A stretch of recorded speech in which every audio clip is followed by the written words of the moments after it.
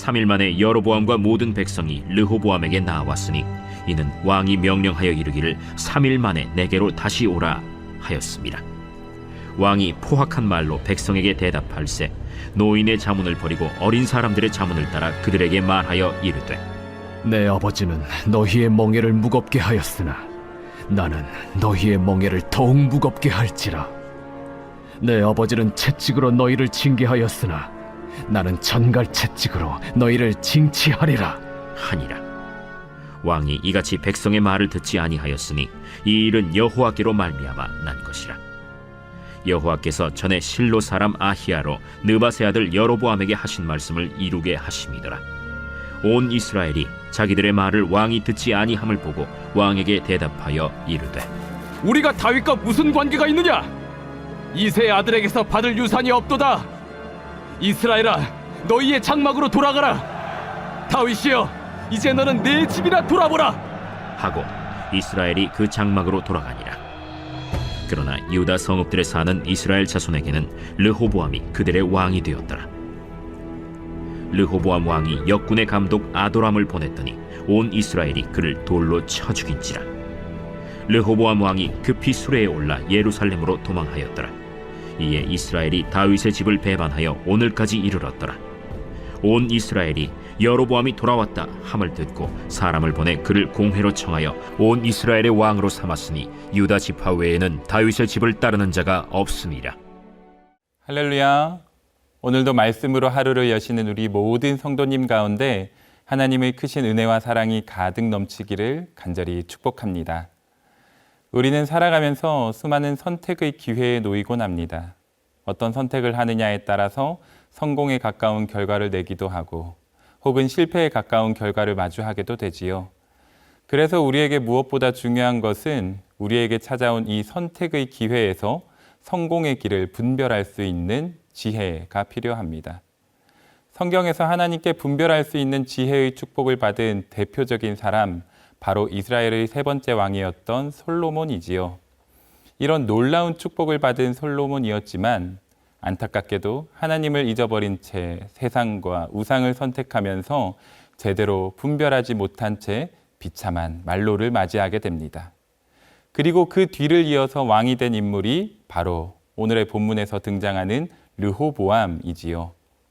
르호보암에게는 아버지이자 선대 왕이었던 솔로몬이라는 아주 훌륭한 반면 교사가 있었습니다. 솔로몬의 인생을 통하여서 어떤 선택을 하느냐에 따라 어떠한 결과를 맞이하게 되는지 너무나 명확하게 보았기 때문입니다. 그런데 오늘 본문의 르호보암은 아버지 솔로몬처럼 또다시 잘못된 선택을 하게 되면서 그 상황을 더욱 악화시켜 버립니다. 오늘 이 시간에는 르호보암에게 찾아온 선택의 기회는 과연 무엇이었는지, 그리고 이 선택의 기회에서 제대로 판단하지 못한 르호보암의 실수가 어떠한 결과로 이어지게 되었는지 함께 살펴보고자 합니다. 바라기는 이 시간 함께 나누는 말씀을 통하여서 수많은 선택의 기회를 마주하며 살아가는 우리 모든 성도님들이 말씀의 진리 가운데 바르게 분별하고 옳은 길로 담대하게 나아가는 지혜로운 그리스도인들로 세워질 수 있기를 간절히 축복합니다.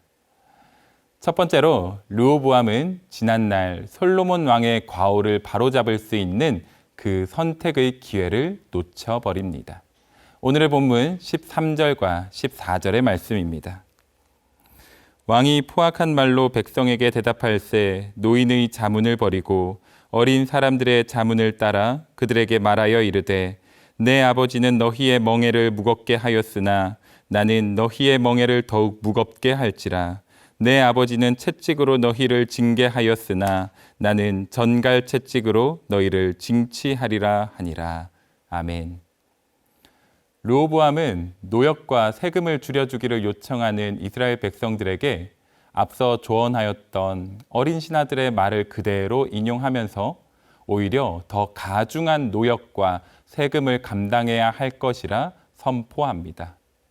르호보암의 이 말은 하나였던 이스라엘이 결국 두 개의 나라로 나뉘게 되는 결정적인 이유가 되었는데요.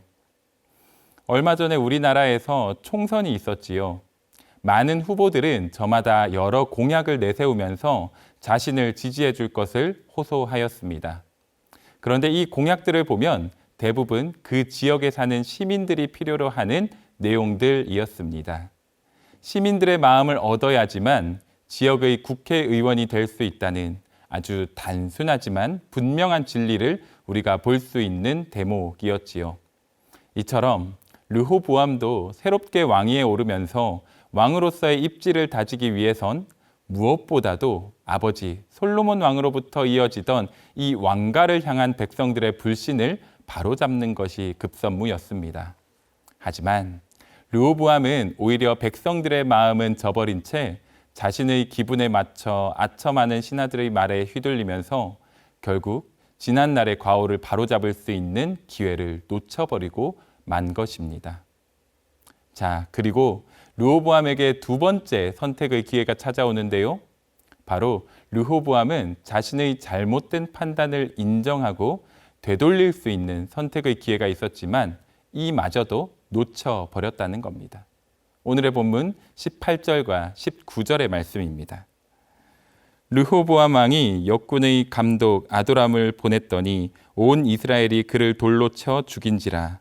르호보암 왕이 급히 수레에 올라 예루살렘으로 도망하였더라. 이에 이스라엘이 다윗의 집을 배반하여 오늘까지 이르렀더라. 아멘.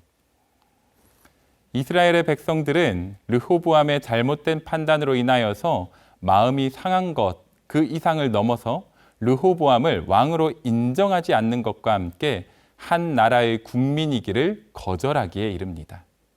너무나 격렬한 반응이 나오는 상황이었다 보니 르호보암도 사태의 심각성을 이제 느끼게 됩니다. 아마도 이때가 르호보암이 상황을 되돌릴 수 있는 마지막 기회였을 겁니다. 비록 늦었지만, 그리고 비록 서로에게 아픔이 남아있지만 이제라도 자신의 과오를 인정하고 하나의 이스라엘을 함께 다시 세워가자고 겸손하고 진솔하게 고백할 수 있었다면 열왕기의 역사는 다툼과 분열의 이야기가 아닌 회복과 화합의 이야기가 되지 않았겠습니까? 하지만 르호보암은 자신의 과오를 인정하기보다 오히려 자신의 과오를 권력으로 무마하고자 감독 아도람을 보냅니다. 그리고 결국 선포하였던 노역과 세금을 실행하기에 이르지요. 르호보암 한 사람의 잘못된 판단으로 인하여서 20절 말씀에 유다 지파 외에는 다윗의 집을 따르는 자가 없으니라 라는 이 본문의 마지막 말씀처럼 하나님의 나라 이스라엘은 결국 분열과 탄식의 말로를 맞이하게 되었습니다. 사랑하는 성도 여러분, 우리 모두는 하나님께서 택한 백성이며 우리가 머무는 자리는 하나님께서 보내신 귀하고 복된 자리인 줄 믿습니다. 우리 모두는 하나님의 뜻과 명령에 따라 살아가면서 우리의 자리를 하나님의 영광이 가득한 축복의 자리로 세워가야만 합니다. 그렇기 때문에 우리가 반드시 기억해야 할 것은 우리의 말 한마디, 우리의 행동 하나까지도 결코 가볍게 여겨선 안 된다는 겁니다. 한번 엎지른 물은 주워 담지 못한다는 속담이 있지요. 르호보암의 잘못된 선택으로 펼쳐진 이스라엘의 말로가 우리의 모습이 될 수도 있습니다. 우리에게 찾아오는 수많은 선택의 기로에서 잘못된 선택으로 인해 죄악과 절망의 길에 서지 않도록 우리는 항상 하나님을 바라보면서 하나님께서 주시는 지혜와 능력으로 말미암아 예비된 의의 길을 걸어갈 수 있어야만 합니다. 사랑하는 성도 여러분, 오늘의 말씀을 잘 마음에 새기셔서 새롭게 시작되는 오늘 하루 가운데 나의 생각과 나의 지식과 나의 경험 모두 다 내려놓고 오직 하나님만 바라보면서 마침내 하나님이 원하시고 하나님이 기뻐하시는 올바른 선택으로 우리의 삶을 채워내는 귀하고 복된 우리 모든 성도님들의 하루가 될 수 있기를 주님의 이름으로 간절히 축원합니다. 함께 기도하겠습니다. 사랑의 하나님, 오늘 말씀을 통하여서 잘못된 선택을 하였을 때 그 삶이 어떤 비참한 인생으로 맞이하게 되는지 우리 모두가 함께 보았습니다.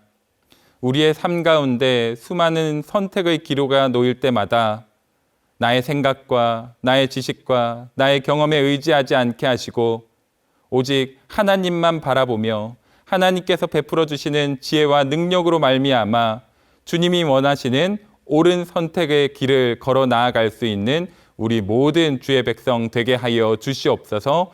감사드리며 예수님의 이름으로 간절히 기도드립니다. 아멘.